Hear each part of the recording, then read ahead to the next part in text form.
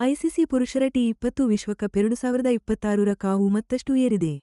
ಇವತ್ತು ಅಂದರೆ ಮಾರ್ಚ್ 4, 2026ರಂದು ದಕ್ಷಿಣ ಆಫ್ರಿಕಾ ಮತ್ತು ನ್ಯೂಜಿಲೆಂಡ್ ತಂಡಗಳ ನಡುವೆ ಎಲ್ಲರೂ ಕಾದು ಕುಳಿತಿದ್ದ ಸೆಮಿಫೈನಲ್ ಕದನ ನಡೆಯಲಿದೆ. ಈ ನಿರ್ಣಾಯಕ ಪಂದ್ಯ ಭಾರತದ ಕೋಲ್ಕತ್ತಾದಲ್ಲಿರುವ ಐತಿಹಾಸಿಕ ಈಡನ್ ಗಾರ್ಡನ್ಸ್ ಕ್ರೀಡಾಂಗಣದಲ್ಲಿ ಜರುಗಲಿದೆ. ಈ ಪಂದ್ಯ ಗೆದ್ದ ತಂಡ ಟೂರ್ನಿಯ ಫೈನಲ್ನಲ್ಲಿ ತನ್ನ ಸ್ಥಾನವನ್ನ ಖಚಿತಪಡಿಸಿಕೊಳ್ಳಲಿದೆ. ಭಾರತ ಮತ್ತು ಶ್ರೀಲಂಕಾ ಜಂಟಿಯಾಗಿ ಆಯೋಜಿಸಿರುವ ಟಿ20 ವಿಶ್ವಕಪ್ನ ಈ 10ನೇ ಆವೃತ್ತಿ ಫೆಬ್ರವರಿ 7ರಿಂದ ಮಾರ್ಚ್ 8ರವರೆಗೆ ನಡೆಯಲಿದೆ. ಇದರಲ್ಲಿ 20 ತಂಡಗಳು ಒಟ್ಟು 55 ಪಂದ್ಯಗಳಲ್ಲಿ ಸೆಣಸಾಡುತ್ತಿವೆ. ದಕ್ಷಿಣ ಆಫ್ರಿಕಾ ಮತ್ತು ನ್ಯೂಜಿಲೆಂಡ್ ಎರಡೂ ತಂಡಗಳು ತಲಾ 5 ತಂಡಗಳ 4 ಗುಂಪುಗಳ ಗುಂಪು ಹಂತ, ನಂತರ ಸೂಪರ್ 8 ಹಂತ, ಹೀಗೆ ಕಠಿಣ ಹಾದಿಯನ್ನು ಕ್ರಮಿಸಿ ಈ ನಾಕೌಟ್ ಪಂದ್ಯಕ್ಕೆ ಕಾಲಿಟ್ಟಿವೆ. ಈ ಪಂದ್ಯದ ಮಹತ್ವ ಇನ್ನಷ್ಟು ಹೆಚ್ಚಾಗಲು ಕಾರಣವೇನೆಂದರೆ ಟಿ20 ವಿಶ್ವಕಪ್ನ ಸೆಮಿಫೈನಲ್ನಲ್ಲಿ ಅಥವಾ ಈ ಟೂರ್ನಿಯ ಇತಿಹಾಸದಲ್ಲಿ ಯಾವುದೇ ನಾಕೌಟ್ ಪಂದ್ಯದಲ್ಲಿ ಕ್ರಿಕೆಟ್ ಲೋಕದ ಈ ಎರಡು ದಿಗ್ಗಜ ತಂಡಗಳು ಮೊದಲ ಬಾರಿಗೆ ಎದುರಾಗುತ್ತಿವೆ. ಟಿ20 ವಿಶ್ವಕಪ್ ಪಂದ್ಯಗಳ ವಿಷಯದಲ್ಲಿ ದಕ್ಷಿಣ ಆಫ್ರಿಕಾಕ್ಕೆ ಐತಿಹಾಸಿಕವಾಗಿ ಒಂದು ಮೇಲುಗೈ ಇದೆ.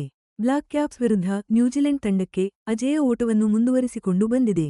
ಈ ಐತಿಹಾಸಿಕ ಮೇಲುಗೈ ಜೊತೆಗೆ ಎರಡೂ ತಂಡಗಳು ತಮ್ಮ ಮೊದಲ ಟಿ20 ವಿಶ್ವಕಪ್ ಪ್ರಶಸ್ತಿ ಗೆಲ್ಲುವ ಕನಸು, ಇವೆಲ್ಲವೂ ಸೇರಿ ಒಂದು ರೋಚಕ ಹಾಗೂ ಐತಿಹಾಸಿಕ ಕದನಕ್ಕೆ ವೇದಿಕೆ ಸಜ್ಜುಗೊಳಿಸಿವೆ. ಐಸಿಸಿ ಪುರುಷರ ಟಿ20 ವಿಶ್ವಕಪ್ನಲ್ಲಿ ದಕ್ಷಿಣ ಆಫ್ರಿಕಾ ನ್ಯೂಜಿಲೆಂಡ್ ವಿರುದ್ಧ ಯಾವಾಗಲೂ ಮೇಲುಗೈ ಸಾಧಿಸಿದೆ. ಈ ಟೂರ್ನಿಯಲ್ಲಿ ಹಿಂದೆ ಆಡಿರುವ 5 ಪಂದ್ಯಗಳಲ್ಲಿ ಅಂದ್ರೆ 2007ರ ಮೊದಲ ಆವೃತ್ತಿಯಿಂದ ಶುರುವಾಗಿ 2009, 2010, 2014ರ ಪಂದ್ಯಗಳು ಮತ್ತೆ ಈಗ ನಡೆಯುತ್ತಿರೋ 2026ರ ಟೂರ್ನಿಯ ಒಂದು ಪಂದ್ಯ ಸೇರಿ ಪ್ರೋಟೀಸ್ ಪಡೆ ಎಲ್ಲಾ ಪಂದ್ಯಗಳಲ್ಲೂ ಗೆದ್ದು ಬೀಗಿದೆ. ಈ 2026ರ ಆವೃತ್ತಿಯಲ್ಲಿ ಇತ್ತೀಚೆಗೆ ನಡೆದ ಪಂದ್ಯದಲ್ಲಿ ಅಹಮದಾಬಾದ್ನಲ್ಲಿ ದಕ್ಷಿಣ ಆಫ್ರಿಕಾ ನ್ಯೂಜಿಲೆಂಡ್ ತಂಡವನ್ನ 7 ವಿಕೆಟ್ಗಳಿಂದ ಸೋಲಿಸಿತ್ತು. ಇದು ಸೆಮಿಫೈನಲ್ಗೆ ಹೋಗುವ ಮುನ್ನ ಅವರಿಗೆ ಮಾನಸಿಕವಾಗಿ ಮತ್ತಷ್ಟು ಬಲ ತುಂಬಿದೆ. ಇನ್ನು ಎಲ್ಲಾ ಟಿ20 ಅಂತಾರಾಷ್ಟ್ರೀಯ ಪಂದ್ಯಗಳ ವಿಷಯಕ್ಕೆ ಬಂದ್ರೆ ದಕ್ಷಿಣ ಆಫ್ರಿಕಾ ಒಟ್ಟಾರೆ ಉತ್ತಮ ಹೆಡ್ ಟು ಹೆಡ್ ದಾಖಲೆ ಹೊಂದಿದೆ. ಈ ಎರಡೂ ದೇಶಗಳು ಆಡಿರೋ ಒಟ್ಟು 19 ಪಂದ್ಯಗಳಲ್ಲಿ ನ್ಯೂಜಿಲೆಂಡ್ 7 ಗೆಲುವು ಸಾಧಿಸಿದ್ರೆ ದಕ್ಷಿಣ ಆಫ್ರಿಕಾ 12 ಪಂದ್ಯಗಳಲ್ಲಿ ಗೆದ್ದು ಮೇಲುಗೈ ಸಾಧಿಸಿದೆ. ಈ ಐತಿಹಾಸಿಕ ಮೇಲುಗೈ ಇದ್ರೂ ಕೂಡ ನ್ಯೂಜಿಲೆಂಡ್ ತಂಡದ ಬಗ್ಗೆ ಹೇಳೋದಾದ್ರೆ ಅದು ತನ್ನ ರಿಸೈಲೆನ್ಸ್ ಅಂದ್ರೆ ಪುಟಿದೇಳುವ ಗುಣಕ್ಕೆ ಹೆಸರುವಾಸಿ. ಮುಖ್ಯ ಐಸಿಸಿ ಟೂರ್ನಿ ಹಂತಗಳಲ್ಲಿ ಅದರ ಪ್ರದರ್ಶನ ಯಾವಾಗಲೂ ಉತ್ತಮವಾಗುತ್ತೆ. ಹಾಗಾಗಿ ನಾಕೌಟ್ ಹಂತದಲ್ಲಿ ಅವರು ಪ್ರಬಲ ಎದುರಾಳಿಗಳು. ಇನ್ನು ಈಡನ್ ಗಾರ್ಡನ್ಸ್ ಪಿಚ್ ಬಗ್ಗೆ ಹೇಳೋದಾದ್ರೆ ಅದು ತನ್ನ ಸಮತೋಲಿತ ಗುಣಲಕ್ಷಣಗಳಿಗೆ ಹೆಸರುವಾಸಿ. ಇದು ಸಾಮಾನ್ಯವಾಗಿ ವೇಗಿಗಳು ಮತ್ತು ಸ್ಪಿನ್ನರ್ಗಳು ಇಬ್ಬರಿಗೂ ಸಹಕಾರಿಯಾಗುತ್ತೆ. ಹಾಗಾಗಿ ಇದು ಪಂದ್ಯದ ಫಲಿತಾಂಶದಲ್ಲಿ ನಿರ್ಣಾಯಕ ಪಾತ್ರ ವಹಿಸುತ್ತೆ. ಎರಡೂ ಕಡೆಯವರು ತಮ್ಮ ರಣತಂತ್ರಗಳನ್ನ ಅದಕ್ಕೆ ತಕ್ಕಂತೆ ಬದಲಾಯಿಸಿಕೊಳ್ಳಬೇಕಾಗುತ್ತೆ. ದಕ್ಷಿಣ ಆಫ್ರಿಕಾ ತಂಡ ಸೆಮಿಫೈನಲ್ಸ್ಗೆ ತಲುಪೋಕೆ ಹೆಚ್ಚಾಗಿ ಗ್ರೂಪ್ ಹಂತದಲ್ಲಿ ಉತ್ತಮವಾಗಿ ಆಡುತ್ತೆ. ಅವರ ಬಲ ಅಂದ್ರೆ ಪ್ರಬಲ ವೇಗದ ಬೌಲಿಂಗ್ ಮತ್ತು ಸ್ಟ್ರಾಂಗ್ ಬ್ಯಾಟಿಂಗ್ ಲೈನ್ ಅಪ್. ಅವರ ತಂಡದಲ್ಲಿ ಪ್ರಮುಖವಾಗಿ ಯಾರು ಇರ್ತಾರೆ ಅಂದ್ರೆ ಸಾಕಷ್ಟು ವೇಗ ಮತ್ತು ಸ್ವಿಂಗ್ ಮಾಡಬಲ್ಲ ಇಂಪ್ಯಾಕ್ಟ್ಫುಲ್ ಫಾಸ್ಟ್ ಬೌಲರ್ಗಳು. ಜೊತೆಗೆ ಬ್ಯಾಟ್ ಮತ್ತು ಬಾಲ್ ಎರಡರಲ್ಲೂ ಕೊಡುಗೆ ನೀಡುವಂತಹ ಆಲ್ರೌಂಡರ್ಗಳು ಕೂಡ ಇರ್ತಾರೆ. ಅವರ ಬ್ಯಾಟಿಂಗ್ ಬಲ ಹೆಚ್ಚಾಗಿ ಆಕ್ರಮಣಕಾರಿ ಟಾಪ್ ಆರ್ಡರ್ ಬ್ಯಾಟ್ಸ್ಮನ್ಗಳು ಮತ್ತು ಹೈ ಪ್ರೆಷರ್ ಸಿಚುಯೇಷನ್ಸ್ಗಳನ್ನ ಹ್ಯಾಂಡಲ್ ಮಾಡಬಲ್ಲ ಅನುಭವಿ ಫಿನಿಷರ್ಗಳಿಂದಲೇ ಇರುತ್ತೆ. ಪ್ರೋಟೀಸ್ ಟಿ20 ಕ್ರಿಕೆಟ್ನಲ್ಲಿ ಯಾವಾಗಲೂ ಟಾಪ್ ರ್ಯಾಂಕಿಂಗ್ನಲ್ಲಿ ಇರುತ್ತೆ. ಯಾಕಂದ್ರೆ ಅಲ್ಲಿ ವೈಯಕ್ತಿಕ ಪ್ರತಿಭೆ ಮತ್ತು ಸ್ಟ್ರಾಟಜಿ ಎರಡೂ ಇದೆ. ಈ ಟೂರ್ನಮೆಂಟ್ನಲ್ಲಿ ಸೂಪರ್ 8 ಹಂತದಲ್ಲಿ ಒಂದೂ ಸೋಲದೆ ಮುನ್ನಡೆದಿರೋದು ಅವರ ಇತ್ತೀಚಿನ ಫಾರ್ಮ್ ಜೊತೆಗೆ ಈ ಬಾರಿ ಕಪ್ ಗೆಲ್ಲಲೇಬೇಕು ಅನ್ನೋ ಅವರ ಆಸೆಯನ್ನ ಎತ್ತಿ ಹಿಡಿಯುತ್ತೆ. ತಂಡದ ಗಮನ ಈಗ ಸಂಯಮ ಕಾಪಾಡಿಕೊಳ್ಳುವುದು ಮತ್ತು ಪ್ಲಾನ್ಗಳನ್ನ ಸರಿಯಾಗಿ ಕಾರ್ಯಗತ ಮಾಡೋದ್ರ ಮೇಲೆ ಇರುತ್ತೆ.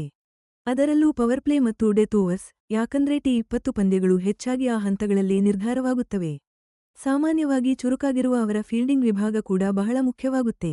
ಬೌಂಡರಿ ಹೋಗಬೇಕಿದ್ದ ಬಾಲ್ಗಳನ್ನ ಡಾಟ್ ಬಾಲ್ ಮಾಡೋದು ಮತ್ತು ರನ್ಔಟ್ ಚಾನ್ಸ್ಗಳನ್ನ ಕ್ರಿಯೇಟ್ ಮಾಡೋದ್ರಲ್ಲಿ ಅವರ ಫೀಲ್ಡಿಂಗ್ ಪ್ರಮುಖ ಪಾತ್ರ ವಹಿಸುತ್ತೆ. ನ್ಯೂಜಿಲೆಂಡ್ ತಂಡ ಸೆಮಿಫೈನಲ್ ಹಾದಿಯಲ್ಲಿ ಸಾಮಾನ್ಯವಾಗಿ ಅವರ ಟ್ರೇಡ್ಮಾರ್ಕ್ ಗುಣಗಳನ್ನು ತೋರಿಸುತ್ತೆ.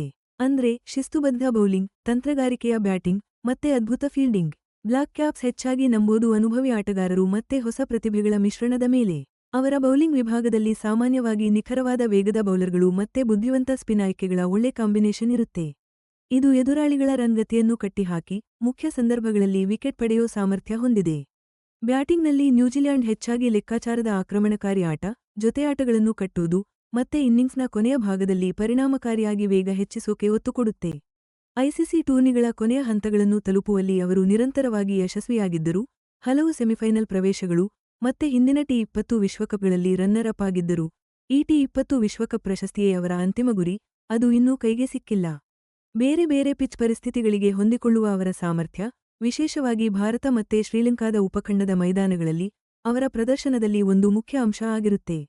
ಈ ಟೂರ್ನಿ ಫಾರ್ಮ್ಯಾಟ್ನಲ್ಲಿ ದಕ್ಷಿಣ ಆಫ್ರಿಕಾ ವಿರುದ್ಧ ಅವರ ಐತಿಹಾಸಿಕ ಹಿನ್ನಡೆಯನ್ನು ಸರಿಪಡಿಸಿಕೊಳ್ಳಲು ಪ್ರಯತ್ನಿಸುವಾಗ ತಂಡದ ಒಗ್ಗಟ್ಟು ಮತ್ತೆ ಒತ್ತಡದಲ್ಲಿ ಉತ್ತಮವಾಗಿ ಆಡೋ ಸಾಮರ್ಥ್ಯ ಬಹಳ ಮುಖ್ಯ ಆಗುತ್ತೆ. ಎರಡೂ ತಂಡಗಳು ಈ ನಿರ್ಣಾಯಕ ಸೆಮಿಫೈನಲ್ ಪಂದ್ಯಕ್ಕೆ ಸಿದ್ಧವಾಗ್ತಿರುವುದರಿಂದ ತಂತ್ರಗಳ ಕದನವೇ ಇಲ್ಲಿ ಪ್ರಮುಖವಾಗಲಿದೆ. ದಕ್ಷಿಣ ಆಫ್ರಿಕಾದ ಬಲಿಷ್ಠ ವೇಗದ ಬೌಲಿಂಗ್ ಪಡೆ ಪಿಚ್ನಲ್ಲಿ ಏನಾದ್ರೂ ಆರಂಭಿಕ ಸ್ವಿಂಗ್ ಅಥವಾ ಸೀಮ್ ಮೂವ್ಮೆಂಟ್ ಇದ್ರೆ ಅದನ್ನ ಸಂಪೂರ್ಣವಾಗಿ ಬಳಸಿಕೊಳ್ಳಲು ಪ್ರಯತ್ನಿಸುತ್ತೆ. ಅವರ ಸ್ಪಿನ್ನರ್ಗಳು ಮಧ್ಯಮ ಓವರ್ಗಳಲ್ಲಿ ಹಿಡಿತ ಸಾಧಿಸಲು ನೋಡುತ್ತಾರೆ, ಅದರಲ್ಲೂ ಈಡನ್ ಗಾರ್ಡನ್ಸ್ ಪಿಚ್ ಬೌಲರ್ಗಳಿಗೆ ಅನುಕೂಲಕರವಾಗಿದ್ದರೆ. ಇನ್ನು ದಕ್ಷಿಣ ಆಫ್ರಿಕಾ ಬ್ಯಾಟಿಂಗ್ ವಿಭಾಗಕ್ಕೆ ನ್ಯೂಜಿಲೆಂಡ್ನ ಶಿಸ್ತಿನ ಬೌಲಿಂಗ್ ಅನ್ನ ಎದುರಿಸುವ ಸವಾಲಿದೆ. ಜೊತೆಗೆ ಒಂದು ಉತ್ತಮ ಮೊತ್ತವನ್ನ ಕಲೆಹಾಕಬೇಕು ಅಥವಾ ಎದುರಾಳಿ ನೀಡಿದ ಟಾರ್ಗೆಟ್ ಬೆನ್ನಟ್ಟಬೇಕು. ನ್ಯೂಜಿಲೆಂಡ್ ವಿಷಯಕ್ಕೆ ಬಂದ್ರೆ ದಕ್ಷಿಣ ಆಫ್ರಿಕಾ ಬ್ಯಾಟಿಂಗ್ನ ಲಯವನ್ನ ಕದಡೋಕೆ ಚಾಣಾಕ್ಷ ಬೌಲಿಂಗ್ ಬದಲಾವಣೆಗಳು ಮತ್ತು ಆಯಕಟ್ಟಿನ ಫೀಲ್ಡಿಂಗ್ ನಿಲ್ಲಿಸುವುದು ನಿರ್ಣಾಯಕವಾಗಲಿದೆ. ಅವರ ಬ್ಯಾಟ್ಸ್ಮನ್ಗಳು ಪ್ರೋಟೀಸ್ಗಳ ಬಲಿಷ್ಠ ಬೌಲಿಂಗ್ ದಾಳಿಯನ್ನ ಎದುರಿಸಬೇಕು, ಜೊತೆಗೆ ರನ್ ಗತಿ ಕುಸಿಯದಂತೆ ನೋಡಿಕೊಳ್ಳಬೇಕು. ಅದರಲ್ಲೂ ದಕ್ಷಿಣ ಆಫ್ರಿಕಾದ ಪ್ರಮುಖ ವಿಕೆಟ್ ಟೇಕಿಂಗ್ ಬೌಲರ್ಗಳ ವಿರುದ್ಧ ತುಂಬಾ ಎಚ್ಚರಿಕೆ ವಹಿಸಬೇಕು.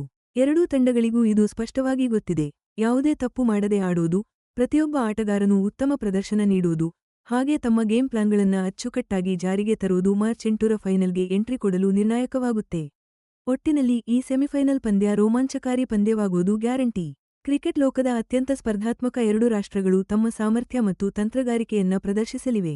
ಯಾಕಂದ್ರೆ ಎರಡೂ ತಂಡಗಳು ತಮ್ಮ ಚೊಚ್ಚಲ ಐಸಿಸಿ ಪುರುಷರ ಟಿ20 ವಿಶ್ವಕಪ್ ಪ್ರಶಸ್ತಿಯನ್ನ ಗೆಲ್ಲಲು ಹವಣಿಸುತ್ತಿವೆ.